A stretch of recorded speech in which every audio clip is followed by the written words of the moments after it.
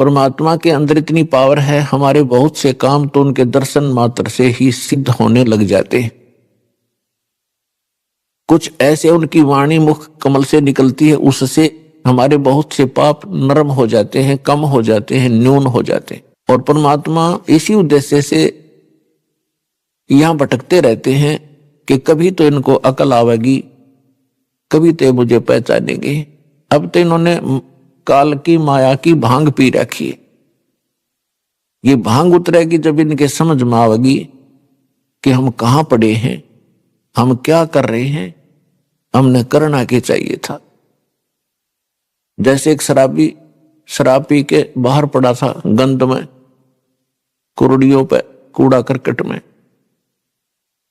उसको उठाने की चेष्टा करते हैं, धूप के अंदर पड़ा था, पसीना आया हुआ, रेत लिपटा हुआ, उसको उठाने की चेष्टा करते हैं कि उठ ले भैया, यहां मत लेट, बहुत बुरा स्थान पर पड़ा है तू। तो वो कहता है छेड़ा मत, मौज हो रही है। तो वो दशा आज आपकी और हमारी है। हम अपने घर को छोड़कर यहां करोड़ियों पाके गिर गए और यहां काल की भांग पी के हम इसमें मस्त हो गए, अब मौज हो रही है। यह मौज नाम की चीज नहीं, आपका भूल और ये नशा है। कबीर ये माया अटपटी, सब गट आण अड़ी, किस किस को समझाऊं या कुए भांग पड़ी। तो परमात्मा इस भांग को उतारने के लिए आया करते थे। अपनी प्यारी आत्माओं को भी अपने से परिचित कराकर उनकी भी सेवा दी उनको कि तुम भी समझाओ अपने बहन भाइयों को, शायद इनकी भांग उतर जाए और ये पहचान ले मेरे को। पुणात्माओं, कितने दयालु है वो दाता। स्थान स्थान पर प्रकट होकर 600 वर्ष पहले एक दिन में हजारों प्लेस स्थानों पर प्रकट होकर ज्ञान दिया करते थे।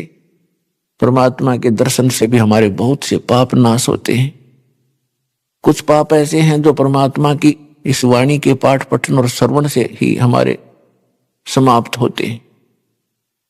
कुछ पाप ऐसे हैं जो नाम के सिमरन से ही कटा करते हैं। कुछ पाप ऐसे हैं जो प्रणाम करने से भी खत्म होते हैं। तो इस प्रकार हम युगों युगों से बहुत ज्यादा रोगग्रस्त हो गए हैं। हर प्रकार के पाप हमारे अंतःकरण में समाये हुए हैं। इनका नाश करने के लिए हमने ये सभी तरीके अपनाने पड़ेंगे। जैसे कोई कपड़ा मैला है, थोड़ा मैला है, या वैसे ही रेत लगा है तो झाड़ देने से भी वो ठीक हो जाता है। थोड़ी बहुत मिट्टी लगी है तो पानी से धो दो, साफ हो जाता है। कुछ अधिक मैला हो गया है तो साबुन प्रयोग करना पड़ेगा, तभी वो उज्जवल होगा। और भी कहीं दाग लगा है तो उसको ड्राई क्लीन ही करानी पड़ेगी। तो इस प्रकार इस सारे प्रोसेस को अपना कर तभी हम उस कपड़े को उज्जवल कर पाते हैं। ठीक इसी प्रकार हमारे अंतःकरण में युगों युगों के ये पाप जमा हो गए, अंतःकरण मलिन हो गया। इसकी सफाई के लिए हमने ये सभी तरीके अपनाने पड़ेंगे। कौन कौन से? 500 यज्ञ करनी पड़ेंगी। एक यज्ञ है धर्म की, दूजी यज्ञ है ध्यान, तीजी यज्ञ हवन की, चौथी यज्ञ प्रणाम, और यज्ञ 5वीं ज्ञान है। समझे कोई बिरला दास। ज्ञान यज्ञ है ये सत्संग स्वाध्याय जो हम किया करते थे पहले। कोई गीता जी का पाठ करता था, कोई जप जी का पाठ करते हैं, कोई वेदों के कुछ मंत्र लेकर उनको नित्य पठन पाठन करते हैं। और ये ज्ञान यज्ञ है। और मुसलमान भाई जो 5 वक्त की नमाज करते हैं, ये भी ज्ञान यज्ञ है। और साथ में वो सजदा करते हैं, ये भी परिणाम है। वो केवल 2 ही यज्ञों का फल प्राप्त करते हैं, लाभ प्राप्त करते हैं। और हमारे यहां अपने जैसे सिख धर्म के अंदर है, भंडारा करते हैं, गुरु ग्रंथ साहिब जी को प्रणाम करते हैं, और जपजी साहिब का पाठ करते हैं या गुरु ग्रंथ साहिब का पाठ करते हैं, ये 3 युगों का लाभ उठाते हैं। और जो मंत्र जाप करते हैं वो मंत्र जब तक हम सही मंत्र नहीं हमें मिलेगा तो अन्य मंत्रों के जाप करने का वो लाभ नहीं होता। और अपने यहां जो हिंदू धर्म के अंदर हमारा कोई निश्चित अभी तक कोई ठिकाना नहीं था कि हनुमान जी का मंदिर दिखा, वहां माथा टेक दिया, प्रणाम कर दी। प्रणाम भी ठिकाने हो, यानी उस इष्ट को हो जो कुछ करण जोगा हो, तब उस पर प्रणाम यज्ञ का फल होता है। तो यहां पर जो वेदों के ज्ञाता थे, वेद पढ़ा करते थे, इन्होंने कुछ एक ने, जैसे हमारे घर घर में प्रत्येक के पहले एक जोत जला करती देसी घी की, वो हवन यज्ञ था। और अपना पाठ करते थे गीता जी का, तो वो ज्ञान यज्ञ था। यदि हम कोई अन्य पढ़ते थे, हनुमान चालीसा, गणेश जी की आरती या अन्य, तो वो ज्ञान यज्ञ नहीं था। तो ज्ञान यज्ञ वही होता है जो यथार्थ धर्म ग्रंथों से हम उसका अध्ययन करते हैं,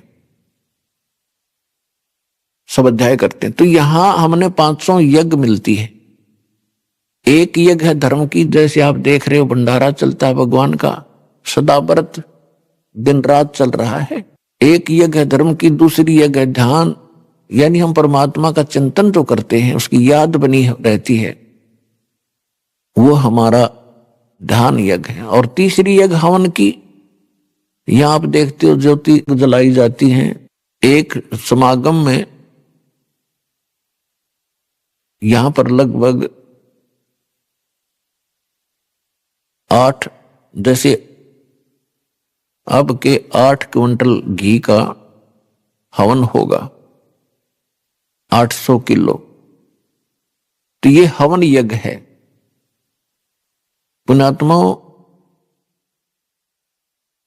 अभी तक हम भक्ति कर जरूर रहे थे पर रीस करा करते, भक्ति नहीं थी। परमात्मा कहते हैं, जिन हर जैसा सुमरिया ताको तैसा लाभ, ओसा प्यास न भाग ही जब तक दसे न आवे। जिन हर जैसा सुमरिया, जिन्होंने जैसी भक्ति या सेवा सिमरन यज्ञ धर्म किए, उनको उतना ही लाभ मिला। जैसे ओस के चाटने से प्यास नहीं बुझ सकती, जीभ गिल्ली हो सकती है बस। और जब लग दसे नहीं आब, जब लग गट गट 2-3 गिलास पानी नहीं पी लेगा, प्यासा व्यक्ति ओस चाटने से प्यास नहीं बुझे। अभी तक हम ओस चाट रहे थे और सतलोक आश्रम में आपको अब वो गिलास के गिलास पीने को मिल रहे हैं। आप इतनी भक्ति और धर्म कर रहे हो, अब आत्मा की युगों युगों की प्यास बुझेगी, आप भक्ति धन से परिपूर्ण हो जाओगे, आपके बच्चे सुखी होंगे, आपका शरीर स्वस्थ होगा, आपके हर प्रकार के संकट जो आपके ऊपर आने हैं वो नहीं आने देगा भगवान, उनको टालेगा। इसलिए भगवान की खोज करते हैं। लेकिन वो करेगा किसके लिए? परमात्मा उनके लिए करेगा जो समर्पित होंगे। और एक कबीर परमात्मा के अतिरिक्त आपके स्वप्न में भी किसी अन्य देवी देवता के बारे में ये इच्छा व्यक्त ना हो कि ये मुझे लाभ दे, मैं इससे कुछ मांगू, तब आपको ये लाभ मिलेगा। आप मंत्र करते हो इन्हीं देवताओं के, ये इनकी पूजा साधना नहीं, इनसे कोई डिमांड नहीं करनी, नहीं तो आपकी भक्ति हीन होनी शुरू हो जाएगी, क्योंकि आप पहले से इनके कर्जवान हो। और ये साधना मजदूरी करके जो प्रथम मंत्र आपको दिया, इनकी आप ऋण चुकाते रहो, इनसे कुछ मत मांगो। आप मांगो अपने समर्थ दाता से। कबीर भक्त